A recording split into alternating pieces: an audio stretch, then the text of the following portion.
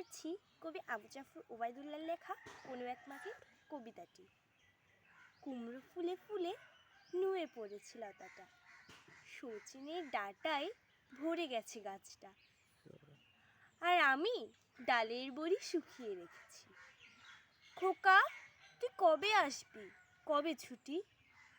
চিঠিটা তার পকেটে ছিল, ছেঁড়া আর রক্তে ভেজা।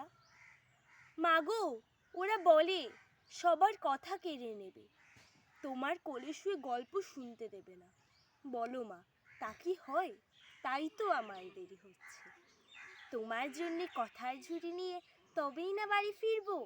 লক্ষ্মী মা, রাগ করো না, মাত্র তো আর কটা দিন। পাগল ছেলে, মা পরেই আর হাসে। তোর ওপর কি রাগ করতে পারি? নারকেলের চিড়েকোঠো, উড়কি ধানের মুরকি ভাজি, এটা সেটা আরও কত